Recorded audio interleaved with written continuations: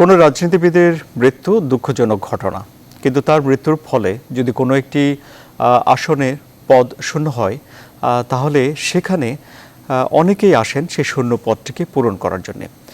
তখন মূল দল, অঙ্গ সংগঠন, সহযোগী সংগঠনের ভেতর থেকে কিংবা ভাতৃপ্রতিম সংগঠনের ভেতর থেকে অনেকে নেতা হয়ে ওঠার চেষ্টা করেন এবং রাজনৈতিক দলের ভিতরে এক ধরনের সুপ্ত লুকোনো প্রতিযোগিতা হয়ে থাকে এবং সেই প্রতিযোগিতায় যিনি জয়ী হন তিনি সেই এলাকার নেতা হয়ে ওঠেন এবং পরবর্তীতে আরও বড় আকারে নিজের নেতৃত্ব প্রকাশ করার জন্য, বড় দায়িত্ব নেওয়ার জন্য নিজেকে প্রস্তুত করে তোলেন।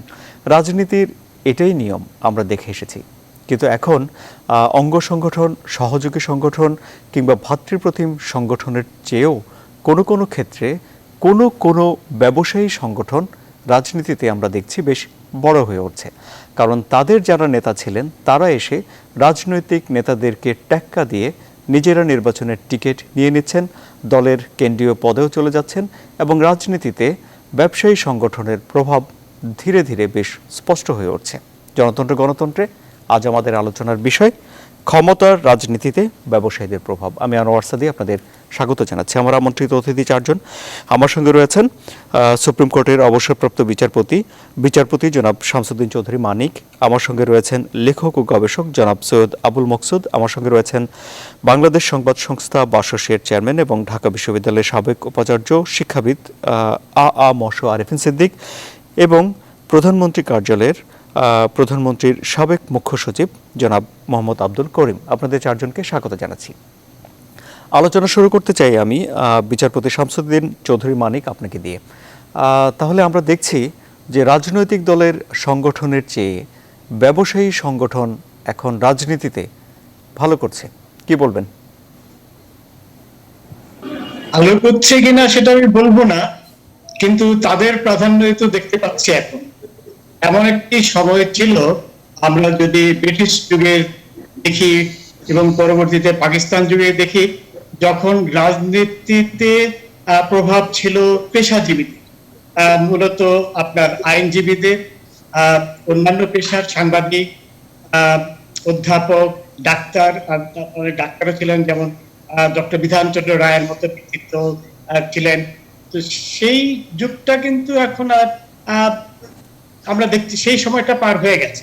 ইদানিং কালে দেখছি, এবং আমি বলবো এটি একটি রিসেন্ট সাম্প্রতিক সংযোজন, যে ব্যবসায়ীরাই বেশি রাজনীতিতে ঝুঁকে পড়ছেন। তো আগে কিন্তু যেটি আমি বলেছি যে পেশাজীবীদের জন্য ছিল রাজনীতি, তখন কিন্তু ব্যবসায়ীরা রাজনীতিতে আসতেন। তারা ভাবতেন যে রাজনীতিতে আসার মানে হচ্ছে সময়ের অপচয়। আমরা যদি ভারতের দিকে তাকাই, ভারতে পৃথিবীর অনেক শীর্ষস্থানীয় ব্যবসায়ী কিন্তু ভারতে রয়েছেন। তারাও কিন্তু একই ভাব পোষণ করেন। তারা কিন্তু রাজনীতিতে তেমন একটা উৎসাহী না। তারা মনে করেন সেখানে অনেক নামকরা ব্যবসায়ী রয়েছে যারা এমনিই স্বনামধন্য, কিন্তু তারা ভাবেন যে তাদের সময়টা দেওয়া উচিত, ব্যবসায়ী সময় দেওয়া। এখন আমি এটার পিছনে একটা কারণ, যে আমি বলেছি এটি একটি সাম্প্রতিক সংযোজন। এর একটি কারণ হচ্ছে, আজকাল একটি নির্বাচন করতে গেলে প্রচুর পয়সা খরচ করতে হয়, যেটি আগে ছিল। আগে কিন্তু মানুষ নির্বাচন করতে পয়সা লাগতো না। তো এখন যেহেতু নির্বাচনে কোটি কোটি টাকা খরচ হচ্ছে, কোনো ব্যক্তি পার্লামেন্টে, এমনকি আপনার ইউনিয়ন পরিষদের নির্বাচনেও লক্ষ লক্ষ টাকা আপনার আজকাল খরচ হয়। তো সেই খরচ বহন করতে পারে, কিন্তু ব্যবসায়ীরা বেশি বহন করতে পারে। জনাব বিচারপতি শামসুদ্দিন চৌধুরী মানিক, নির্বাচনের টাকা খরচের প্রসঙ্গ যেহেতু আপনার কথায় এলো, একটা ছোট প্রশ্ন করে রাখি। সেটি হলো যে নির্বাচন কমিশন থেকে এই টাকার পরিমাণ নির্ধারিত করে দেয়া আছে এবং সেখানে যে পরিমাণ টাকা নির্ধারণ করা আছে তার জন্য বড় ব্যবসায়ী হওয়ার দরকার পড়ে না। অনেকের কাছে এই টাকা আছে এবং চাইলে রাজনৈতিক দলগুলো সেই টাকা সরবরাহ করতে পারে। কিন্তু সেটা তো মানা হচ্ছে না, তাই না? আমরা সকলেই জানি যে নির্বাচনী বিধানে বেঁধে দেওয়া আছে যে কে কত টাকা খরচ করতে পারবে, কিন্তু সেটা কি আদৌ আপনার মানা হচ্ছে? আমি নিশ্চিত সেটা আমরা সকলেই জানি যে তাহলে কি যারা নির্বাচনের আইন মানছেন না তাদেরকেই কি আমরা আমাদের প্রতিনিধি নির্বাচিত করছি? আপনার কথার জের ধরে বললাম। বাস্তবে তো তাই হচ্ছে, যারা বেশি পয়সা খরচ করতে পারছে, সেই ইউনিয়ন পরিষদের লেভেলে বলেন বা জাতীয় লেভেলে বলেন, পার্লামেন্টারি লেভেলে বলেন, আমরা তো তাই করছি। এবং এখানে আরেকটি কথা, ব্যবসায়ীরা রাজনীতিতে যাচ্ছে, সব ব্যবসায়ীটা আমি ঢালাই ভাবে বলবো না, অনেক ব্যবসায়ী আছে যারা অত্যন্ত গুণী, জ্ঞানী, প্রজ্ঞাবান ব্যবসায়ী আছে, যাদের কি বলে, যাদের দর্শন পরিষ্কার।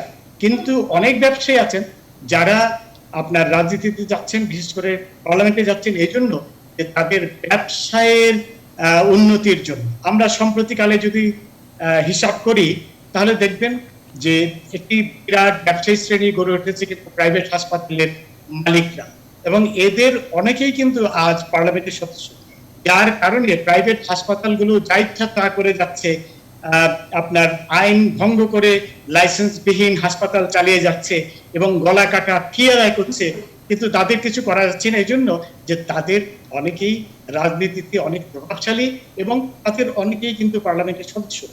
এই এই একটি বিরাট ব্যবসায়ী শ্রেণী। আমি আবার বলছি যে সব ব্যবসায়ীকে আমি ঢালাই ভাবে তাদের বিরুদ্ধে আমি কোনো অ্যাকুজিশন অনেক ব্যবসায়ী আছেন যারা অত্যন্ত প্রজ্ঞাবান, অত্যন্ত সৎ এবং নিষ্ঠাবান, কিন্তু এদের একটি বড় অংশ কিন্তু আছেন যারা রাজনীতি করছেন তাদের ব্যবসায়ের উন্নতির জন্য। আপনার কথার এই কথা সূত্র ধরেই আমি একটু জনাব আরিফিন সিদ্দিকের কাছে যেতে চাই যে তাহলে কি রাজনীতি এখন ব্যবসা বাড়ানোর কৌশল হয়ে গেছে কিনা? ধন্যবাদ আপনাকে, এবং একই সাথে আমাদের প্যানেলে যারা অতিথি আছেন সকলকে শুভেচ্ছা, শুভকামনা, এবং আপনাদের দেশে বিদেশে যে দর্শক আমাদের এই অনুষ্ঠানের সঙ্গে যুক্ত আছেন তাদেরকে আন্তরিক শুভেচ্ছা। রাজনীতি এমন একটি ক্ষেত্র, এমন একটি জায়গা যেটি সবার জন্য উন্মুক্ত। আমাদের সংবিধান প্রদত্ত যে অধিকারগুলো আছে সেটি মূলত গণতান্ত্রিক অধিকার, এবং গণতান্ত্রিক একটি সমাজে যে কেউ রাজনীতিতে যাবেন, রাজনীতিতে অবদান রাখবেন, সেখানে কোনো বাধা নাই। কিন্তু আপনি যে প্রশ্নটি করলেন সেটি শুধু রাজনীতিবিদকার। আমি যদি অন্য কোনো পেশায় থাকি এবং সেই পেশাগত কোনো স্বার্থে যদি আমি রাজনীতিকে ব্যবহার করতে চাই, সেই রাজনীতি কিন্তু আর সুস্থ রাজনীতি থাকলো না।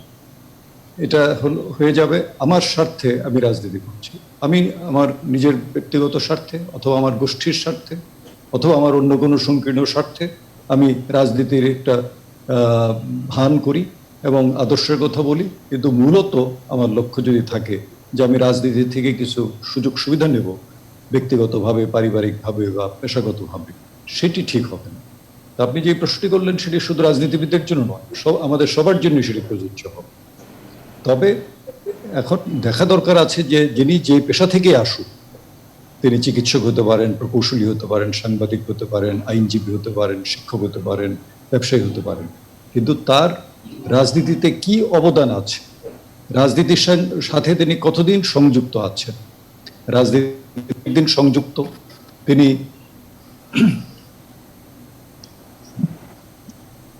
শুনতে পাচ্ছি, রাজনীতির সাথে তিনি অনেকদিন সংযুক্ত, তিনি রাজনীতিতে অবদান রেখেছেন, এবং তারপরে এখন তিনি হয়তো বা জনপ্রতিনিধি হওয়ার জন্য অথবা রাজনৈতিক দলে কোনো একটা রাজনৈতিক মূল দল অথবা অঙ্গ সংগঠনে কিন্তু তিনি যুক্ত হতে চান, সেই ধরনের একটা সুযোগ তিনি নিতে চান, এবং রাজনৈতিক দলও সেটা আপনার অনুমোদন করে এবং সাধারণ মানুষ সেটাকে সমর্থন করে।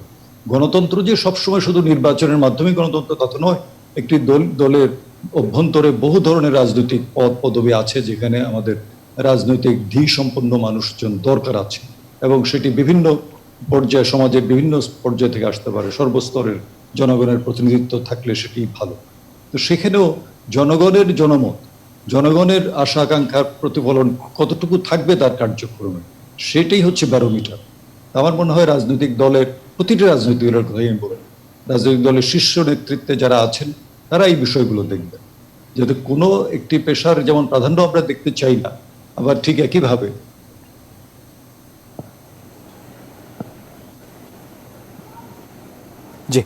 আমি আপনার কাছে আসব। আমি জনাব মোহাম্মদ আব্দুল করিমের কাছে যেতে চাই। তিনি মাননীয় প্রধানমন্ত্রীর সাবেক মুখ্য সচিব। জনাব আরিফিন সিদ্দিক বলছেন যে রাজনীতিতে সব পেশাজীবীদের অংশগ্রহণ থাকতে পারে স্বাভাবিক, কিন্তু কোনো একটি পেশাজীবীর আধিক্য বেশি হয়ে যায় কিনা সেটি দেখা রাজনৈতিক দলগুলোরও কর্তব্য। কিন্তু প্রশ্ন উঠেছে যে তাহলে এখন পেশাজীবীরা যদি তাদের পেশার উৎকর্ষতার জন্য রাজনীতিকে ব্যবহার করেন, সেই রাজনীতি কতটা গ্রহণযোগ্য হয় তখন? জি, ধন্যবাদ আপনাকে। আপনি যদি বাংলাদেশের রাজনৈতিক পরিস্থিতি বিশ্লেষণ করেন, 1954 সালে বাংলাদেশের যে পার্লামেন্ট, তৎকালীন পূর্ব পাকিস্তানের পার্লামেন্টে ব্যবসায়ের সংখ্যা ছিল শতকরা 4 ভাগ, যেটা 1973 সালে শতকরা 18 ভাগ হয়, এবং তখন আইনজীবীর সংখ্যা ছিল শতকরা 31 ভাগ। 2001 সালে ব্যবসায়ের সংখ্যা হয় শতকরা 58 ভাগ, আইনজীবীর সংখ্যা শতকরা 12 ভাগ পার্লামেন্টে। 2018 সালে সেটা ব্যবসায়ের সংখ্যা শতকরা 63 ভাগ, আইনজীবীর সংখ্যা শতকরা 10 ভাগ মাত্র। এইভাবে পরিবর্তন হইতে থাকে। এখন ভালো মন্দ সব জায়গায় আছে, সমস্ত প্রফেশনে। রাজনীতির মূল উদ্দেশ্য হইল জনসেবা, আর ব্যবসার মূল উদ্দেশ্য হইল মুনাফা, প্রফিট। কিন্তু সব রাজনীতিবিদই ভালো, সব ব্যবসায়ী খারাপ, এই ধরনের কিন্তু ঢালাও মন্তব্য সঠিক নয়। রাজনীতিবিদদের মধ্যে বেশিরভাগই অনেক ভালো, কিন্তু দুই একটা খারাপ লোক থাকতে পারে।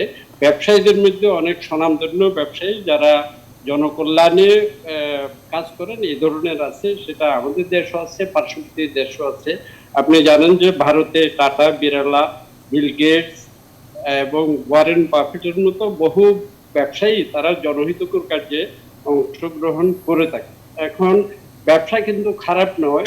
ব্যবসা করার জন্য আমাদের নবী করিম সাল্লাল্লাহু আলাইহি ওয়াসাল্লামের নির্দেশ আছে, তিনি নিজে ব্যবসা করতেন, এবং সৎ ব্যবসা করার কারণে হযরত বিবি খাদিজা রাদিয়াল্লাহু তাআলা আনহু 40 বছর বয়সে তিনি এই আমাদের রাসূল সাল্লাল্লাহু আলাইহি ওয়াসাল্লামকে বিবাহ করেন।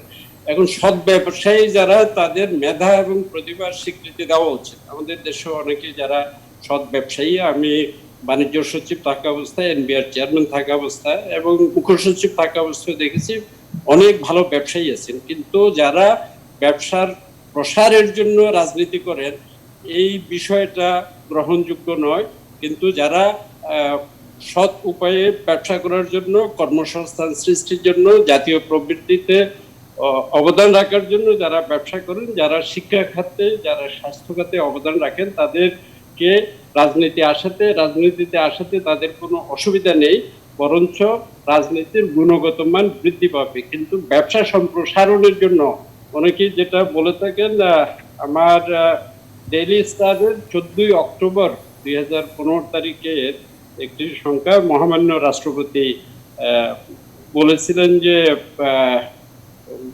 মানে ঢালাও ভাবে যদি রাজনীতি ব্যবসায়ীদের হাতে নিয়ন্ত্রণে চলে যায়, এটা দেশের জন্য ভালো না। এবং তৎকালীন যিনি প্রধান বিচারপতি মহোদয় এস.কে. সিনহা মহোদয়, তিনিও ওই দিনের পত্রিকায় বলছিলেন যে সংসদে ব্যবসায়ীদের যে আধিপত্য, এটা ভালো নয়। তিনি বলছিলেন যে আমেরিকার যে কংগ্রেসম্যান, তাদের শতকরা প্রায় 90 ভাগ আইনজীবী, ইনক্লুডিং বারাক ওবামা। এক্ষেত্রে ভালো ব্যবসায়ী যদি আমাদের রাজনীতিতে আসেন, গুণগত পরিবর্তন হবে। কিন্তু যারা মানুষের অবস্থাকে পণবন্দি করে যদি ব্যবসায় লাভের জন্য আসেন এবং নিজের পজিশনটাকে ব্যবহার করেন, তাহলে সেটা নিশ্চয়ই গ্রহণযোগ্য নয়। আমাদের দেশে যে ট্রেন্ড দেখা যায়, 21 জন ব্যবসায়ী ছিলেন লেটেস্ট ক্যাবিনেট মেম্বার। বর্তমান ক্যাবিনেটে 22 জন ক্যাবিনেট মেম্বার ব্যবসায়ী, 9 জন মন্ত্রী, মাননীয় মন্ত্রী, 12 জন প্রতিমন্ত্রী, একজন মাননীয় উপমন্ত্রী। তো সৎ ব্যবসায়ী রাজনীতিতে আসলে গুণগত মান পরিবর্তন হবে, কিন্তু অসৎ ব্যবসায়ী যদি রাজনীতিতে আসেন, উপকারের পরিবর্তে দেশের অপকার হবে। এবং অন্যান্য দেশেও কিন্তু রাজনীতিবিদরা, ব্যবসায়ীরা কিন্তু রাজনীতিতে আসছেন। যেমন অমিত শাহ, ভারতের যে মন্ত্রী, তিনি কিন্তু মূলত একজন ব্যবসায়ী। এই অমিত শাহ ভারতের ব্যবসায়ী 29টি নির্বাচন তিনি করেছেন, কোনোটাতেই তিনি পরাজিত হন নাই এবং বিজেপির তিনি প্রধান উপদেষ্টা, প্রধান স্ট্র্যাটেজিস্ট ইত্যাদি। তো ব্যবসায়ী হওয়াতে কোনো অসুবিধার কিছু নেই, কিন্তু অসৎ ব্যবসায়ী যদি রাজনীতিতে প্রবেশ করে মানুষের মূল্য বৃদ্ধি করে, জীবন মানের মূল্য, মানুষের যে দ্রব্যমূল্য বৃদ্ধি করে যারা মুনাফা অর্জন করে, হাসপাতালে রোগীদের ভুয়া সার্টিফিকেট দেয় এবং স্বাস্থ্যসেবা দিয়ে অন্যায়ভাবে যারা অর্থ উপার্জন করে, এই ধরনের ব্যবসায়ী কিন্তু রাজনীতিতে আসলে অত্যন্ত দেশের জন্য অত্যন্ত ক্ষতিকর পরিস্থিতির সৃষ্টি হবে এবং যেটা অপূরণীয় ক্ষতি হবে দেশের জন্য। জি, আমি আপনার কাছে আসবো। আমি একটু জনাব লেখক গবেষক জনাব সৈয়দ আবুল মকসুদের কাছে যেতে চাই। জনাব সৈয়দ আবুল মকসুদ, আপনার মিউট হয়ে আছে অডিও, আপনি একটু আনমিউট করতে হবে। জি, আপনার কাছে আমার প্রশ্ন যে আমরা সাম্প্রতিক সময়ে দেখতে পাচ্ছি যে রপ্তানিমুখী একটি শিল্প প্রতিষ্ঠানের মালিকদের সংগঠনের যারা নেতা হয়েছেন তারাই রাজনীতিতে আসছেন, তারা মেয়র হচ্ছেন, তারা সংসদ সদস্য হচ্ছেন এবং রাজনৈতিক দলেও তারা পদ বাগিয়ে নিচ্ছেন। কি বলবেন আপনি? ধন্যবাদ। আমার পূর্ববর্তী যারা তিনজন বললেন তাদের প্রত্যেকের কথাই খুব মূল্যবান এবং তারা সঠিক বক্তব্য দিয়েছেন। শুরুতেই জাস্টিস শামসুদ্দিন মালিক সাহেব যেটা বললেন যে এই উপমহাদেশে যখন রাজনীতি শুরু হয় 150 বছর আগে, তখন প্রধানত আইনজীবীরাই রাজনীতিতে আসতেন, কারণ সেটা স্বাধীন ব্যবসা। দীর্ঘদিন আইনজীবীদের প্রাধান্য ছিল, কারণ তারা কারো কাছে দায়বদ্ধ নন, তারা কারো কাছে যেতে হয় না কোনো রকমের তদবিরের জন্য, তাদের কাছেই মানুষ আসে এবং জনগণের সঙ্গে তাদের একটা সম্পর্ক। বিখ্যাত রাজনীতিবিদ যারা এই উপমহাদেশে, তারা প্রত্যেকেই তো আইনজীবী। উপমহাদেশে যদি আমরা একেবারে শীর্ষ রাজনীতিবিদদের দেখি আমরা, তাহলে মহাত্মা গান্ধী তিনি একজন আইনজীবী, মোহাম্মদ আলী জিন্নাহ তিনি আইনজীবী, দেশবন্ধু চিত্তরঞ্জন দাস তিনি আইনজীবী, শেরে বাংলা ফজলুল হক আইনজীবী। এইভাবে যদি আমরা দেখি তাহলে একসময় আইনজীবীদেরই প্রাধান্য ছিল। এবং বঙ্গবন্ধু শেখ মুজিবুর রহমান তিনি ঢাকা বিশ্ববিদ্যালয় আইন বিভাগে ভর্তি হয়েছিলেন। তিনি যদি ওই ইয়ে না করতেন, মানে প্রাতিষ্ঠানিক চাপে এবং মামলা মোকদ্দমার ভিতরে যদি জড়িয়ে না করতেন, জেল জুলুমের মধ্যে যদি না যেতেন, তাহলে তিনি একজন আইনজীবী হতেন এবং এবার রাজনীতি করতেন। সুতরাং রাজনীতিতে আইনজীবীদের প্রাধান্য ছিল, কিন্তু ব্যবসায়ীরাও ছিলেন। ব্যবসায়ীরা এখন যাচ্ছেন তাদের ব্যবসা বাণিজ্যটাকে বাগিয়ে নেওয়ার জন্য, ব্যবসা বাণিজ্য উন্নতি করবেন এবং সরকারকে প্রভাবিত করবেন, সরকারকে দিয়ে অনৈতিক কাজ করিয়ে নেবেন। এই কাজগুলি তারা এখন করছেন। কিন্তু ব্যবসায়ীরাও রাজনীতিতে ছিলেন, এখনো ভারতে আছেন। টাটা বিড়লারা রাজনীতিকে প্রভাবিত করেন। পাকিস্তানি আমলে ইস্পাহানি আওয়ামী লীগ এবং ন্যাশনাল আওয়ামী পার্টিকে চাঁদা দিত। সদরি ইস্পাহানি আওয়ামী লীগের এবং ন্যাশনাল আওয়ামী পার্টির, মৌলানা ভাসানী এবং বঙ্গবন্ধু শেখ মুজিবুর রহমান তাদেরকে তারা সাহায্য সহযোগিতা করতেন, টাকা পয়সা দিতেন, কিন্তু রাজনীতিতে কোনোভাবেই তারা প্রভাবিত করতেন না এবং তারা তার রাজনীতির তার ব্যবসা বাণিজ্য সুবিধা হবে এইসব বিষয় নিয়েও তারা ভাবতেন না। সদরে ইস্পাহানি বঙ্গবন্ধুকে এবং মৌলানা ভাসানীকে তারা যথেষ্ট সাহায্য সহযোগিতা করেছেন দূর থেকে। M.R. চৌধুরী রাজনীতি ব্যবসায়ী পরিবারের থেকে এসেছিলেন এবং তিনি আওয়ামী লীগ করেছেন।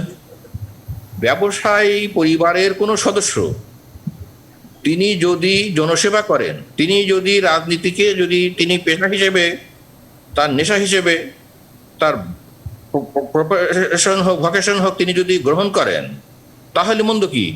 সেটা হতেই পারেন। একেবারে কোনো ব্যবসায়ী পরিবারের কেউই পার্লামেন্টে আসতে পারবেন না, এটা না। কিন্তু বর্তমানে যেটা এই করিম সাহেব যেটা বললেন, 54 সনের নির্বাচনে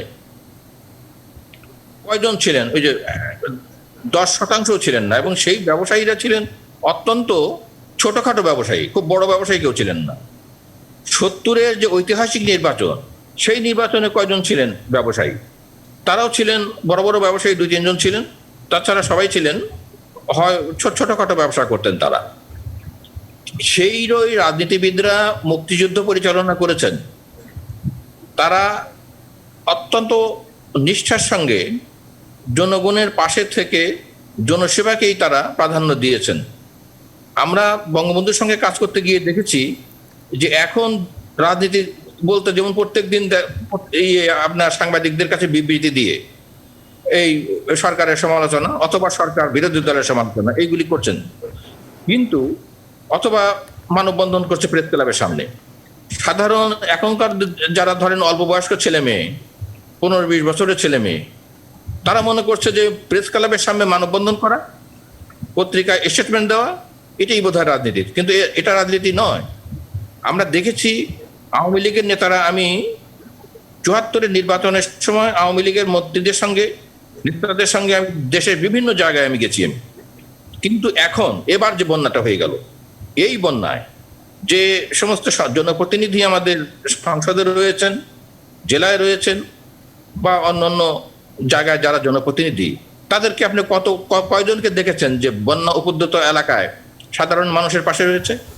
কিন্তু সেকালে যদি আমরা মৌলানা ভাসানী এবং বঙ্গবন্ধুকে যদি আমরা বড় রাজনীতিবিদ হিসেবে যদি আমরা তাদেরকে আদর্শ হিসেবে সামনে দেখি, দেখা যাবে যে তারা জীবনের শুরু থেকেই তারা জনসেবা করেছেন। বন্যা হোক, অন্য কোনো প্রাকৃতিক দুর্যোগ হোক, মহামারী হোক, দেশবন্ধু চিত্তরঞ্জন দাসের কথা বলুন, গান্ধীর কথা বলুন, নেতাজি সুভাষ বসুর কথা বলুন, শেরে বাংলা ফজলুল হকের কথা বলুন, সরওয়ার্দী সাহেবের কথা বলুন, এই সমস্ত বড় বড় নেতা তারা ওই মানববন্ধন আর পত্রিকায় বিবৃতি এ নিয়ে রাজনীতি করেন নাই, আর ব্যবসা বাণিজ্য নিয়ে তারা এই সরকারের সঙ্গে দেন দরবার করা, সরকারকে প্রভাবিত করা, এই কাজগুলি তারা করেননি। তারা না, কিন্তু এখন তো আমরা দেখছি যে রাজনৈতিক দলে যারা আছেন, মানে সরকার দলেও যারা আছেন, তারাও দেখছি যে প্রার্থী হিসেবে নিজের দলের ভিতরে কাউকে না দিয়ে ব্যবসায়ীকে বেছে নিচ্ছেন।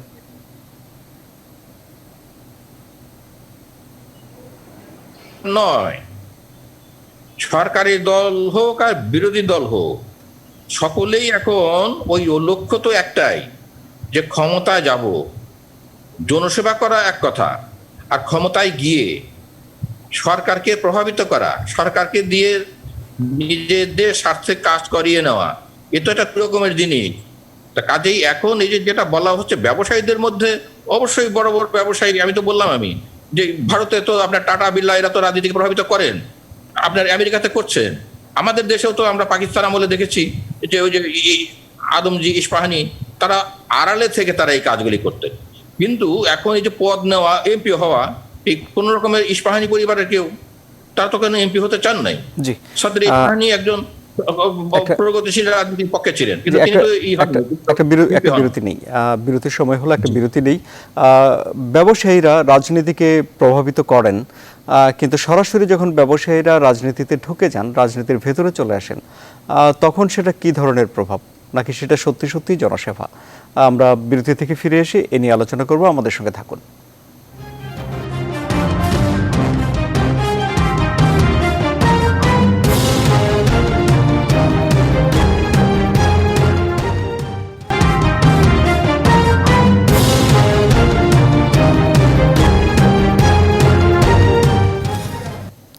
আবারও স্বাগত। আপনারা দেখছেন জনতন্ত্র গণতন্ত্র।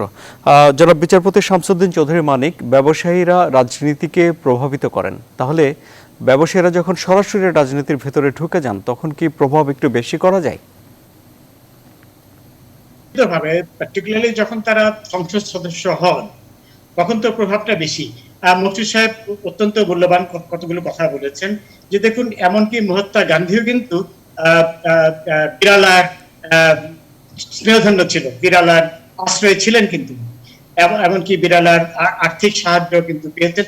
এমনি এবং যেটা বলেছেন ইস্পাহানি এবং অন্যান্য আজমজি, এরা প্রভাবিত করতো রাজনীতিতে না এসে, এবং এখনো আপনার সেই আম্বানি বা ওই ধরনের বড় বড় শিল্পপতিরা তারা রাজনীতিতে না এসেও কিন্তু রাজনীতিকে প্রভাবিত করছে ভারতের প্রধানমন্ত্রী। কিন্তু যখন তারা সরাসরি সংসদ সদস্য হন, যেমন আমি একটি উদাহরণ দিচ্ছি, আমাদের দেশে প্রাইভেট হাসপাতালগুলো পরিচালনার জন্য একটি আইন রয়েছে, 1982 সনের আইন। সে আইন সকলেই বলছে যে সে আইনটি আউটডেটেড হয়ে গেছে, এর সংস্কার অনেক দরকার। কারণ যখন এই আইনটি করা হয়েছিল 1982, তখন প্রাইভেট হাসপাতালের সংখ্যা ছিল অতি নগণ্য। 2000 সনে কিন্তু একটি খসড়া আইন করা হয়েছিল, কিন্তু সেটি আর আলোর মুখ দেখেনি। এবং এখনো আপনার এই ধরনের কোনো আইন করতে গেলে এখন এত প্রাইভেট হাসপাতাল মালিক পার্লামেন্টে রয়েছে যে তারা এটা প্রভাবিত করছে, এ ব্যাপারে কোনো সন্দেহ নেই। এবং তার জন্য এই 1982 সনের আইনের আর সংস্কার হচ্ছে না, নতুন কোনো আইন করা যাচ্ছে না। তো সুতরাং যখন তারা একটা কথা হলো, দলের ভিতরেও যদি প্রভাব বিস্তারের অবস্থায় থাকে, তারা প্রভাব করতে পারে। আপনার সংসদের সদস্য হলো কথা নেই। তবে আমি কিন্তু বকরি সাহেব এবং করিম সাহেব দুজনের সাথে আমি একমত যে আজকাল এই বিশ্ব বাণিজ্য রাজনীতির প্রেক্ষাপট কিন্তু বদলে গেছে। অর্থনীতি রাজনীতির একটা বিরাট একটা ফ্যাক্টর। সেখানে ব্যবসায়ীরা যদি আসে, সেখানে কিন্তু একটি রাজনীতিতে নতুন সংযোজন করতে পারে এবং নতুন দিগন্ত উন্মোচিত হতে পারে। এবং অনেক ব্যবসায়ী আছে, আমি যেহেতু গার্মেন্টস ব্যবসা এবং মেয়র সাহেবের নাম এসেছে, আমি আতিকুল ইসলাম সাহেবের কথা বলি। উনি অত্যন্ত প্রজ্ঞাবান একজন ব্যক্তি, অনেক জ্ঞানী একজন মানুষ এবং খুব জনসচেতন একজন মানুষ। এবং আরেকজন ব্যবসায়ীর আমি নাম বলি, সাবের চৌধুরী সাহেব আছেন, যিনি সংসদ সদস্য। উনি কিন্তু এই ধরনের ব্যবসায়ী কিন্তু আছেন যারা প্রজ্ঞাবানই শুধু নন, যারা মানুষের কথা ভাবেন, মানুষের কথা চিন্তা করেন এবং মানুষের প্রতি দরদ দিয়ে তারা কিন্তু রাজনীতি করছেন। সুতরাং সব ব্যবসায়ী যে আপনার ব্যবসায় আসা উচিত নয়, এটা কিন্তু ঠিক নয়। তাদের আসা তবে একটা প্রপোর্শনের আনুপাতিক একটা অনুপাতের সকলেরই থাকা, মানে প্রপোর্শনের রিপ্রেজেন্টেশনটা প্রয়োজন। সেখানে পেশাজীবী, আইনজ্ঞ, সাংবাদিক, চিকিৎসক যেমন থাকবেন, তেমনি আপনার ব্যবসায়ীরা থাকতে পারেন, তারা নতুন ইনপুট। আপনার কথার এই সূত্র ধরে আমি একটু জনাব আরিফিন সিদ্দিকীর কাছে যেতে চাই। তাহলে পেশাজীবীরা যদি ব্যাপক হারে রাজনীতিতে চলে আসে, তাহলে গ্রামে গঞ্জে মাঠে ঘাটে ঘুরে ফিরে যারা জনগণকে সঙ্গে নিয়ে রাজনীতিতে এসেছেন, তাদের উপরে ওঠার পথ বন্ধ হয়ে যায় কিনা? আমার মনে হয় না, কারণ আমি আপনার শুরুতে যে কথা বলছিলাম সেটাই আবার একটু বিস্তারিতভাবে বলার চেষ্টা করি যে রাজনীতিবিদ, ব্যবসায়ী, সাংবাদিক এইভাবে যদি আমরা কম্পার্টমেন্টালাইজ করি, যে বিভিন্ন বিভাজনে বিভাজিত করি, তাহলে কিন্তু রাজনীতি থাকবে না। রাজনীতি ধরতে হবে আমাদের সবার সবচেয়ে উচ্চমাত্রার প্রত্যাশা। আমি রাজনীতি করি, কিন্তু আমি তো সরাসরি প্রত্যক্ষ রাজনীতিতে থাকি না। আমি আমার পেশায় আছি, রাজনীতি একটা আদর্শ আছে এবং সেইভাবে হয়তো আমার একটা আদর্শ নিয়ে আমি কাজ করি। কিন্তু আমি যখন রাজনীতিতে যাওয়ার চেষ্টা করব, রাজনীতিতে যোগদানের চিন্তা করব, তখন কিন্তু আমি আমার পেশার থেকে যে কোনোভাবে একটা অপশন নিতে হবে। ছুটিতে যাই, অথবা আমাদের দেশে অবশ্য বিশ্ববিদ্যালয়ের শিক্ষকদের ছুটিতে যে রাজনীতি করার সুযোগ এই মুহূর্তে নাই, কিন্তু অন্যান্য অনেক দেশে আছে। এইভাবে কিন্তু আপনাকে রাজনীতির সঙ্গে সম্পৃক্ত হতে হবে। আপনি সরাসরি রাজনীতি দিয়ে হয়তো জীবন শুরু করেন, আপনি একজন চিকিৎসক হিসেবেও আপনি সাধারণ মানুষের সেবা করে যাচ্ছেন। আপনার এলাকার মানুষ চান যে আপনি রাজনীতিতে যুক্ত হন, এলাকার জনপ্রতিনিধি হন যে কোনো পর্যায়ে। তো এইভাবে রাজনীতির সঙ্গে এগুলোকে বিযুক্ত করে যদি আমরা দেখতে যাই, তাহলে কিন্তু জিনিসটা একটু অন্য ধারণা দিবে আমাদেরকে, যে আমরা প্রত্যেকেই যার যার স্বার্থের জন্য রাজনীতিতে যোগদান করছি। কিন্তু না, রাজনীতি আমি জনগণের সেবা করতে চাই, দেশের সেবা করতে চাই, এবং সেই কারণে আমি রাজনীতিতে যেতে চাই। এবং রাজনীতি তো এমন কোনো পেশা নয় যে আমি রাজনীতি করে আমার পরিবার পরিজন নিয়ে আমি আর্থিক একটা স্বাচ্ছন্দ্যের মধ্যে চলতে পারি। আমাকে কোনো না কোনো পেশার উপরেই নির্ভর করতে হয়। আর আমি যদি শুধু রাজনীতি করে চলার চেষ্টা করি, তাহলেই আবার দেখা যাবে যে অনেক ধরনের চাঁদাবাজি, এটা সেটার অভিযোগ চলে আসে। অতএব একজনের তো রাজনৈতিক অবস্থানটাকে যদি দৃঢ় করতে চান, তিনি যদি শক্ত করতে চান, তাহলে তার একটা আর্থিক স্বাচ্ছন্দ্যের প্রয়োজন আছে, আর্থিক সচ্ছলতার প্রয়োজন আছে। সেটা কোথা থেকে আসবে? অতএব বিভিন্ন জন বিভিন্ন পেশা থেকেই হয়তো রাজনীতিতে যাবেন, কিন্তু যখন তিনি রাজনীতিতে প্রত্যক্ষভাবে গেলেন, প্রত্যক্ষভাবে তিনি নির্বাচনে অংশগ্রহণ করছেন, রাজনৈতিক দলের অফিস বেয়ারার হচ্ছেন, অথবা অঙ্গ সংগঠনের অফিস বেয়ারার হচ্ছেন, তখন তো আর তিনি সেই আগের যে পেশা, সেই পেশার সঙ্গে যুক্ত থেকেই রাজনীতি করতে গেলে তখনই দেখা যায় টানাপোড়েন, যে কথাগুলো আমাদের অতিথিবৃন্দ বলেন। অতএব এখানে রাজনৈতিক যে লক্ষ্য উদ্দেশ্য, সেটার সঙ্গে নিজেকে যুক্ত করে যদি আমরা রাজনীতিতে যাই, তাহলে আমাদের আজকের যে আলোচনা, সেটাও কিন্তু ডিরেকশনটা একটু চেঞ্জ হয়ে যাবে। কিন্তু সমস্যা হয়ে গেছে ওই জায়গায় যে আমরা অনেকেই রাজনীতির সঙ্গে যুক্ত হতে চাই, রাজনীতি করতে চাই, কিন্তু আমাদের নিজস্ব গণ্ডি যেটা থাকে সেটা থেকে আর বের হতে পারি না। বৃহত্তর সমাজ, বৃহত্তর জনগণ, দেশের যে দেশের চিন্তা ভাবনার সঙ্গে নিজের চিন্তা ভাবনাকে যুক্ত করে যে এগিয়ে যাওয়া, সেটা আর অনেকে করতে পারি না। আমরা খণ্ডিত ভাবেই বিষয়গুলোকে দেখি। খণ্ডিত ভাবে দেখতে গেলেই তো স্বার্থটা এসে যায়, স্বার্থটা আসতে পারবে না। রাজনীতি সবসময় হবে নিঃস্বার্থ, দেশের স্বার্থে, জনস্বার্থে এবং দেশপ্রেমকে সঙ্গে নিয়ে রাজনীতি করতে হবে। জি, আপনাকে অনেক ধন্যবাদ জনাব মোহাম্মদ আব্দুল করিম। তাহলে রাজনীতিতে নিজের অবস্থান দৃঢ় করতে হলে একজন মানুষের আর্থিক সঙ্গতি থাকতে হবে, সচ্ছলতা থাকতে হবে। জনাব মোশাররফ সিদ্দিক বলছেন, আপনি কি এই বক্তব্যের সঙ্গে একমত? এটা আমি একমত পোষণ করি, তবে এটা সত্য কথা। এখন বলা হয় যে নির্বাচন করতে হলে অনেক টাকা পয়সার প্রয়োজন, সেই জন্য যারা ব্যবসায়ী তাদেরকে নমিনেশন দিলে তারা ভালো করতে পারবে। কিন্তু সব ব্যবসায়ী তো আর খারাপ নয়। যে ব্যবসায়ী স্বচ্ছতায় বিশ্বাসী, যে ব্যবসায়ী স্বচ্ছতা রাজনীতি, জবাবদিহিতা রাজনীতিতে বিশ্বাসী, তিনি যদি রাজনীতিতে আসেন এবং জনসেবার উদ্দেশ্যে রাজনীতিতে আসেন, সেটা খারাপ কিছুই দেখা যায় না।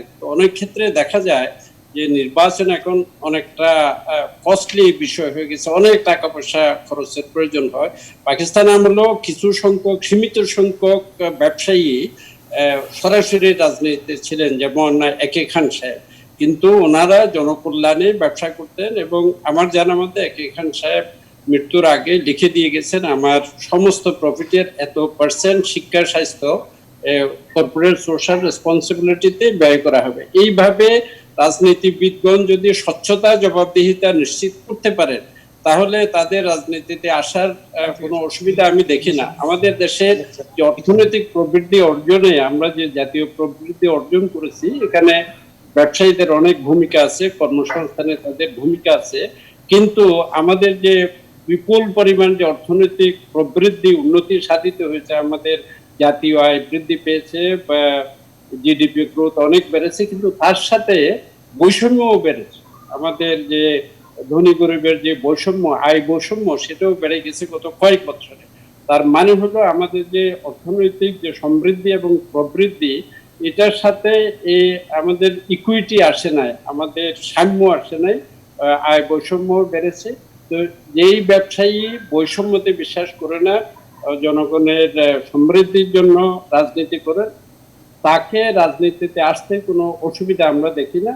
বরঞ্চ তিনি তার সম্পদ থেকে জনকল্যাণে অর্থ ব্যয় করতে পারবেন, যেটা অনেক দেশে করেন। ভারতে টাটা, বিড়লারা এই কোভিডের সময় এমনকি সিনেমা অ্যাক্টররা পর্যন্ত প্রচুর টাকা পয়সা দান করে জনসেবার দৃষ্টান্ত স্থাপন করেছেন। কিন্তু দুঃখজনকভাবে আমাদের দেশও এই ধরনের খুব বেশি প্রত্যাশিত ব্যবসায়ী মহলের অনেকের যেটা আশা করে গিয়েছিল যে কোভিডের সময় আমাদের যে জব লস, আমাদের কর্মসংস্থান সৃষ্টির জন্য, আমরা আশা করব যে অনেক ব্যবসায়ী এগিয়ে আসবেন। অতীতে আমাদের যে ব্যবসায়ী গ্রুপগুলো আমাদের দেশের উন্নয়নে যেসব অবদান রেখেছেন, সেটা আমাদের স্বীকার করতেই হবে। আজকে যদি আপনি টুথপেস্ট দেখেন, আজকে যদি আপনি সাবান দেখেন, কয়েক ধরনের সাবান, কয়েক ধরনের টুথপেস্ট ইত্যাদি বাংলাদেশের বাজারে পাওয়া যাচ্ছে, এবং এটা শিল্পায়নে যারা ভূমিকা রেখেছেন তাদের যে অবদান, এটাকে আমরা স্বীকার করতে হবে। কিন্তু সেই অর্থনৈতিক সাফল্য যদি জনগণের বৈষম্য নিরসনে সহায়ক না হয়, তাহলে এটা জনগণের কল্যাণে আসে না। জি, অনেক ধন্যবাদ। আমি জনাব সৈয়দ আবুল মকসুদের কাছে এখন যেতে চাই।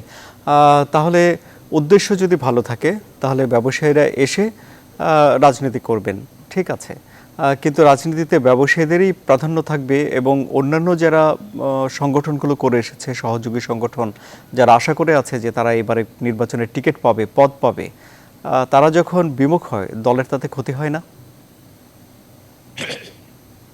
ঠিকই বলেছেন আনোয়ার হিসাবে। আপনি প্রথমে একটু আগে একটা ভালো করেছেন যে যারা এলাকায় জনগণের সঙ্গে কাজ করছেন, জনগণের সুখে দুঃখে তাদের পাশে আছেন, তাদের ভবিষ্যৎ নাকি